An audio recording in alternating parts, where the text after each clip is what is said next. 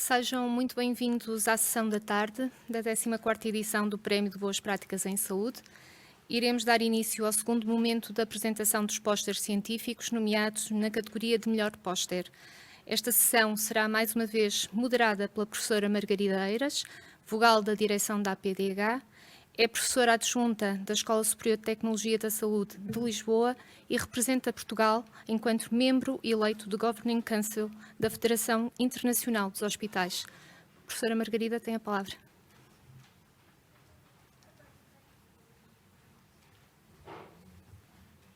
Muito obrigada, doutora Elsa.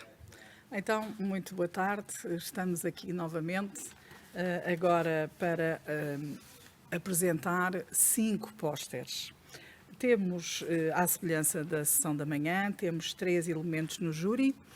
Mais uma vez, a doutora Ana Cristina Bastos, que já há pouco cumprimentei e que desejo que tenha tido um bom almoço, revigorante para o resto dos trabalhos da tarde. O Dr. Rui Lourenço, que também já tinha apresentado, e agora um novo elemento, a doutora Ana Dias, que muito nos honra com a sua presença. Muito obrigada por estar aqui hoje, vinda do Centro Hospitalar Universitário de Coimbra, e que já há muitos anos que está envolvida no Prémio de Boas Práticas em Saúde e que, portanto, é muito bom tê-la connosco. Vamos então apresentar 5 pósteres. O primeiro do ACES Tâmega 3 Val de Sousa Norte e que é intitulado Covid-19 no contexto da saúde escolar. De seguida, e mais uma vez, como eu disse de manhã, com um filme de 3 minutos, de seguida a abordagem terapêutica à pessoa com ostomia respiratória na comunidade, da Unidade de Saúde da Ilha de São Miguel. A seguir, da Cesarame, a equipa de intervenção psicossocial da Covid-19. Temos um póster que não vai ser apresentado em filme, mas que vai estar exposto, que é do ACES Louros Odivelas, Centro de Vacinação Covid-19. E finalizaremos com um póster da USF Progresso e Saúde Tocha, intitulado Rastreio Populacional do Cancro do Cólon e Reto em Tempo de Pandemia. Tal como vos tinha dito antes, também estes pósteres serão analisados e avaliados por este júri composto por 3 elementos e que, no final, teremos a doutora Ana Dias, que nos deixará aqui algumas palavras de uma apreciação global. Vamos então ver os pósteres. Boa tarde. Antes de iniciar a apresentação, gostaria de agradecer à Comissão Científica a oportunidade de divulgação do póster que resulta do trabalho realizado na preparação e acompanhamento do ano letivo 2020-2021 pela Unidade de Saúde Pública e Unidades de Cuidados na Comunidade do ACES Tâmega 3 Val de Sousa Norte, juntamente com as autarquias locais dos concelhos de Lousada, Felgueiras e Passos de Ferreira e Comunidade Educativa do Parque Escolar Público e Privado. Perante a situação pandémica que vivíamos, era necessário pensar numa intervenção a nível comunitário, no contexto escolar, que respondesse às necessidades identificadas, potenciando as ligações já existentes com as equipas de saúde escolar. Assim, o objetivo geral do projeto foi garantir a segurança do espaço escolar no âmbito da pandemia Covid-19, minimizando o risco de transmissão de SARS-CoV-2 entre a comunidade educativa. Encontrava-se organizada em 3 grandes linhas estratégicas. A primeira, relativa à reorganização do espaço escolar, a segunda à capacitação da comunidade educativa e a terceira à criação de canais de comunicação e informação entre todos, a comunidade educativa, a UCC, a USP e o ACES. O projeto envolveu 121 estabelecimentos de ensino, cerca de 24.000 alunos, 2.500 docentes, 1.500 não docentes e ainda áreas contíguas como centros de estudo, KTLs, associações desportivas, catequese, conservatórios e transporte escolar. A estimativa de custos aponta para um projeto de 281.000 euros. Os resultados do projeto foram ganhos e mais-valias: diminuição da ansiedade da comunidade educativa, diminuição da procura desajustada de recursos de saúde, diminuição do tempo de resposta perante casos suspeitos e confirmados identificados no contexto escolar, empoderamento e confiança da comunidade educativa e ainda redução do absentismo escolar e laboral. Foram atingidos resultados positivos na monitorização de espaço escolar, gestão de casos suspeitos e gestão de casos confirmados. Foram ainda atingidos todos os objetivos específicos, à exceção do objetivo 4. A estimativa de poupança é de cerca de 8 milhões de euros, relacionada com a boa gestão de caso suspeito, otimização do circuito de testagem, celeridade de atuação, prevenção de pânico e prevenção da sobreutilização dos serviços de saúde. Em conclusão, o projeto respeita os princípios de equidade, efetividade, eficiência, originalidade, inovação, sustentabilidade, impacto, articulação e replicabilidade. O projeto foi dirigido à totalidade do parque escolar e alargado às áreas contíguas, atingindo-se os objetivos definidos, com ganhos em saúde, redução de custos e diminuição no tempo de resposta. O projeto é, portanto, proativo, de caráter preventivo, assente nos princípios do planeamento em saúde e ciclo PDCA, com construção participada de trabalho em rede e de grande proximidade. Obrigada a todos pela atenção. O projeto de abordagem terapêutica à pessoa com astenia respiratória na comunidade surgiu em 2017, após verificarmos que existiam diferentes práticas no que concerne à prestação de cuidados por parte do enfermeiro à pessoa com astenia respiratória. Para além do referido, existia também uma incorreta gestão dos dispositivos médicos pela própria instituição. Perante esta lacuna, decidimos elaborar o projeto, com o intuito de uniformizar a intervenção dos enfermeiros, instruir a pessoa com astenia respiratória para o autocuidado e reduzir custos com os dispositivos médicos. Qual a metodologia utilizada para atingir esses objetivos?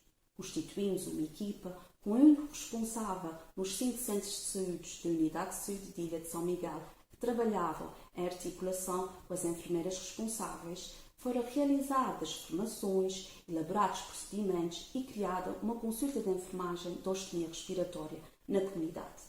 O que é certo é que com esta metodologia foi possível constatar que 100% dos enfermeiros cumpriram com todos os procedimentos. Assim, os objetivos foram atingidos.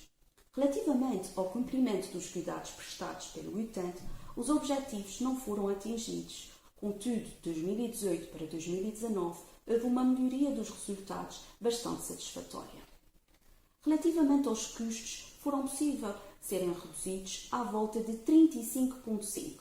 Assim, os objetivos propostos foram atingidos. Com o intuito de ultrapassar as barreiras impostas pela pandemia, o projeto teve que ser reestruturado.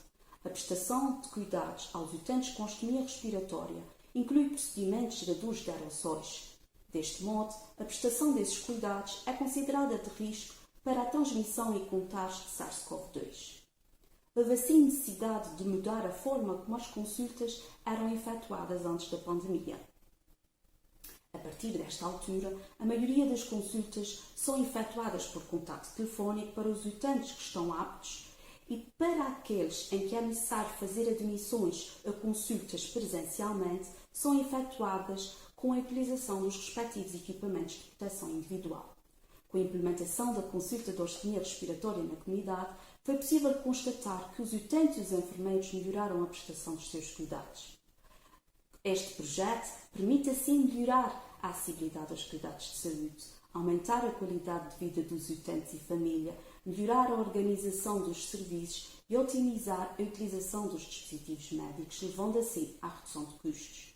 Com a reestruturação do projeto face à pandemia, foi possível que os utentes e família continuassem a ser acompanhados, de modo a continuar a dar resposta às suas necessidades. O Governo da Região Autónoma da Madeira decretou uma quarentena obrigatória a todos os passageiros chegados à região por via aérea no período compreendido entre março e junho de 2020, como estratégia de combate à propagação do vírus SARS-CoV-2 para a salvaguarda da saúde e da vida humana na região.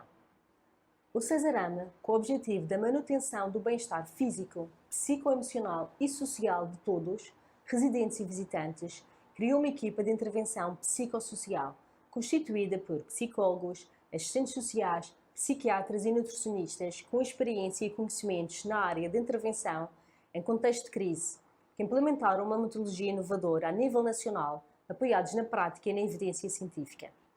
Este projeto teve como principal objetivo auscultar as necessidades básicas e de acompanhamento social e psicológico dos passageiros, Recorremos, na fase de acolhimento, à entrevista telefónica, psicológica e social a todos os passageiros em confinamento nas unidades hoteleiras e respectiva satisfação das suas necessidades que identificamos, com a ativação de respostas das entidades regionais de saúde, entre outras. Este trabalho em rede foi determinante para o cumprimento dos objetivos. Criamos ainda e disponibilizamos aos passageiros uma linha telefónica de cada elemento de referência da equipa 24 horas, 7 dias por semana, para acompanhamento e respeitando sempre a individualidade de cada passageiro. Foram realizadas briefings bidiários e garantimos também a comunicação diária do nosso trabalho desenvolvido à Autoridade de Saúde Pública com acompanhamento do Cesarame e da Secretaria Regional da Saúde e Proteção Civil. Fizemos um total de 1.284 entrevistas de acolhimento e 5.664 de acompanhamento. E ainda ações de prevenção do burnout aos profissionais das unidades hoteleiras. Acreditamos que o contributo da nossa equipa para os resultados desta estratégia foi decisivo, em particular naquilo que foi a aceitação das medidas de prevenção implementadas na região, na mitigação de emoções negativas e na redução indireta de custos ao nível dos internamentos, consultas e acompanhamento dos doentes infectados. O impacto do nosso trabalho verificou-se também ao nível da qualidade e inovação das práticas de intervenção na comunidade, na melhoria e da acessibilidade aos cuidados de saúde na organização dos serviços, na promoção de ações de mudança das equipas, na eficiência, eficácia e valor acrescentado desta equipa multidisciplinar.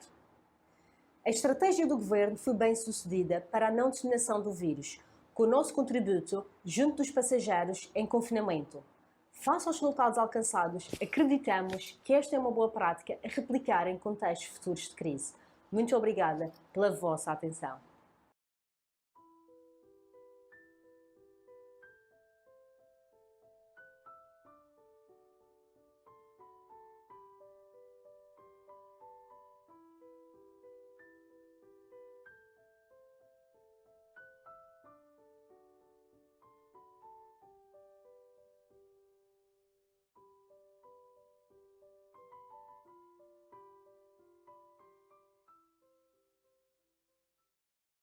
Boa tarde. Antes de mais, gostaria de agradecer a oportunidade de participar no encontro da 14ª edição do Prémio de Boas Práticas em Saúde. O meu nome é Tânia Ferreira e irei apresentar o projeto da USF Progresso e Saúde intitulado Rastreio Populacional do Cancro do Cólon e do Reto em Tempo de Pandemia.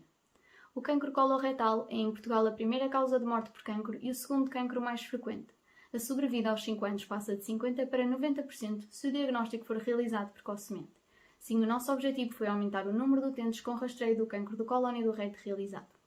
Como metodologia, avaliamos a elegibilidade para rastreio dos nossos utentes com idade compreendida entre os 50 e os 74 anos. Aos utentes que apresentavam uma pesquisa de sangue oculto positiva, antecedentes de pólipos ou familiares de primeiro grau com história de cancro coloretal, foi proposta uma colonoscopia. Aos restantes foi proposta uma pesquisa de sangue oculto nas fezes. Foi questionado o interesse na realização do rastreio por carta. Àqueles que manifestaram interesse foi realizada uma consulta telefónica e solicitado o referido exame de rastreio. Àqueles que não responderam a uma primeira carta, uma segunda foi enviada e foi realizada a respectiva consulta telefónica. Importa referir que em 2019 já tinha sido realizado de forma presencial um rastreio populacional aos nossos utentes nascidos em ano ímpar. Contudo, devido à pandemia, a metodologia teve de ser adaptada à que acabei de apresentar. Em 2020, todos os nossos utentes nascidos em ano par e elegíveis foram convidados para a realização do rastreio, ou seja, 553 utentes. Foram enviadas cerca de 950 cartas e 101 manifestaram interesse na realização do rastreio, pelo que foi realizada uma consulta telefónica. 63 realizaram o mesmo rastreio. Destes utentes convidados em 2020, foram ainda realizadas 24 consultas e recebemos 30 resultados de rastreio em 2021. Quanto ao rastreio de 2021, foram avaliados todos os utentes e todos os utentes elegíveis foram convidados, fazendo um total de 927. Este rastreio ainda se encontra em curso, no entanto, 115 utentes já manifestaram o interesse na sua realização. Quanto ao indicador, proporção de utentes com idade entre os 50 e os 75 anos com rastreio do cancro do cólon e do reto efetuado, verificamos que em 2018, antes do rastreio populacional, havia um cumprimento de 54,334%. Este passou para 57,521% em 2020. Veremos como ficará em 2021. Concluindo, numa altura em que foi noticiada que houve rastreios que ficaram por realizar, todos os nossos utentes foram convocados. Apenas não tiveram acesso ao exame de rastreio aqueles que não responderam ou que recusaram. Fica por esclarecer, assim, a baixa adesão a este rastreio que, como vimos, pode ter um impacto significativo na sobrevida dos nossos utentes. Obrigada pela atenção. Boa tarde a todos. Como é da praxe nestas coisas, queria começar por agradecer o convite que a PDH me fez e que eu sempre, com todo o gosto, com todo o prazer, respondo presente há já muitos anos. Eu ainda hoje estive a lembrar que nunca eu podia imaginar, quando há anos mais do que aqueles que eu gostaria de me lembrar, a minha querida amiga Rosa Reis Marques, numa bela manhã, me disse: "Oh, Ninhas, você vai a Lisboa representar-me uma coisa da Ana Escoval." E nunca eu podia imaginar que essa ideia da Ana Escoval ia crescer e transformar-se neste prémio de boas práticas, que hoje é um prémio respeitado, qualificado e credibilizado. Isso dá-me muita satisfação por ter acompanhado o crescimento do prémio e por ter assistido à maneira como as pessoas que organizam e que se dedicam a este prémio souberam fazê-lo crescer, transformar fraquezas em forças, aprender com os erros, modernizar-se, atualizar-se e credibilizar este prémio. Eu devo dizer que estive há alguns anos a trabalhar fora dos hospitais e agora, quando regressei, uma das fontes de grande orgulho é que vou a alguns hospitais e a alguns serviços e as pessoas dizem, como para validar as suas escolhas, isto que estamos a fazer concorreu ao prémio das boas práticas. Isto é uma coisa espetacular, eu acho. Bom, e portanto, aquilo que eu posso desejar às pessoas que participam e que acompanham este prémio, mas nomeadamente e especialmente aos concorrentes ao prémio, é que aprendam tanto e tirem tanto do prémio como eu tirei ao longo destes anos. Eu aprendi muito sobre hospitais, aprendi como se deve ganhar, como se deve perder, aprendi muitas lições de humildade de pessoas muito credenciadas, que com toda a humildade concorreram ao prémio e se sujeitaram à avaliação do prémio. Acho que é uma coisa que nós devemos ter todos presente, a capacidade de sujeitar-nos a uma avaliação por entidades externas.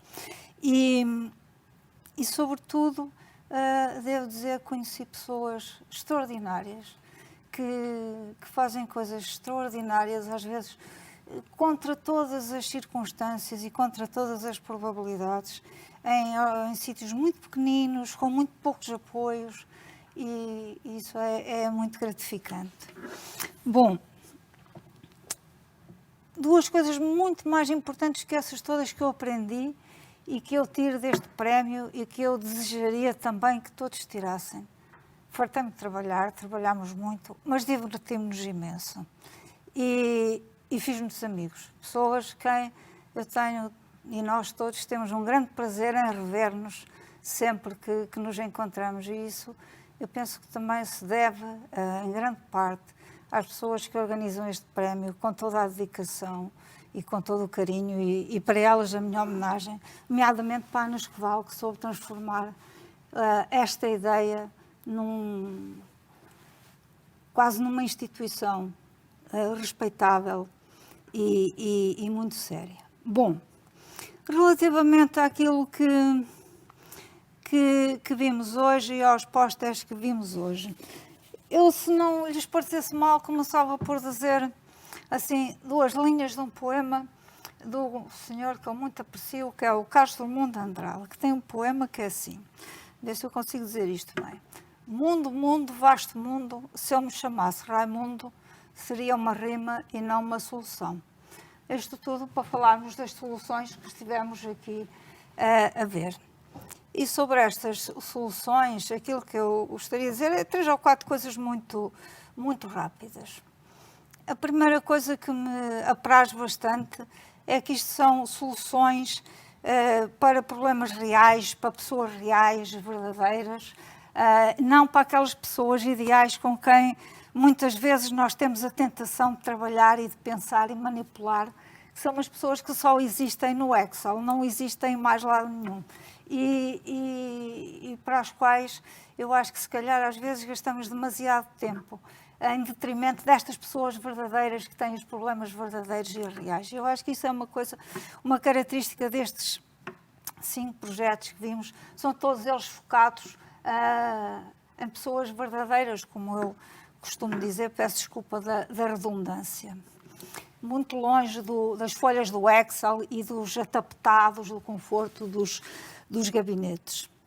Depois, outra coisa que me parece também que salta à vista é o facto destes projetos serem, e da própria edição deste ano, do prémio, como não podia deixar de ser muito focalizada e muito contaminada, entre aspas, pela questão da pandemia. Eu penso que a nossa experiência da pandemia nos trouxe coisas péssimas, horríveis, mas também nos trouxe algumas oportunidades que a gente se calhar devia pensar e tentar aproveitar para além desta experiência extraordinária, depois para as nossas coisas ordinárias, para a nossa vida de todos os dias. E eu penso que a maneira como os serviços de saúde souberam organizar-se e responder a estes problemas é algo que podemos tirar muitas lições depois para outras situações que não têm esta característica tão dramática, mas que são problemas de todos os dias, cotidianos, que não têm uma dramaticidade concentrada, mas que nos causam grandes transtornos e constrangimentos em termos dos serviços. E, portanto, se calhar há aqui muito que pensar em termos da organização, da auto-organização dos serviços, em termos das escolhas pelo modo como organizamos o trabalho dentro dos nossos serviços. Isto porque eu tenho esta ideia, que eu espero bem que me contradigam e que esteja muito enganada, mas é que nós somos perfeitamente bons a fazer coisas extraordinárias. Só em Portugal é que há uma avenida da Índia. Só os portugueses é que foram à Índia. Fizeram estas coisas extraordinárias, a gente faz facilmente. Depois as coisas ordinárias, cotidianas, isso é que falhamos mais. E, portanto, talvez a gente comece a pensar em inverter este ciclo. Uma última coisa que gostaria de falar era da preocupação que também a pandemia veio trazer e impor de articulação e de interligação com outros serviços, com outras estruturas, não só da saúde, mas as escolas, os lares. Isto é muito importante, a gente a ter esta preocupação e esta necessidade de trabalhar fora dos nossos muros. Por fim, uma outra nota que eu gostaria de deixar, que é noto em todos os projetos, e isto, quem acompanha o prémio desde o princípio vê muito bem, muito nítida esta evolução, uma melhoria qualitativa dos projetos. Isto é muito, muito claro para quem tem assim uma noção temporal das coisas. Se virem todos estes pósteres que aqui foram apresentados, estão absolutamente irrepreensíveis, posso quase dizer, do ponto de vista técnico, da sua concepção, do ponto de vista da maneira como apresentam os resultados, de como quantificam os objetivos. Isso também é muito bom, porque isso, quando começámos há 15 anos, não era sempre assim. E agora as pessoas foram crescendo também, foram aprendendo a fazer estas coisas. E pronto. Acho que se calhar para acabar, se não se importam, acabava também com o poema do Carlos Drummond de Andrade, que é para fechar o círculo. Então é assim, lutar com palavras é a coisa mais vã. No entanto, lutamos mal rompe amanhã. Eu acho que é um bocado o que a gente faz. temos sempre a tentar, independentemente, nem sempre conseguimos os resultados ótimos, ideais, mas tentamos sempre, e isso é bom, muito bom. Muito obrigada.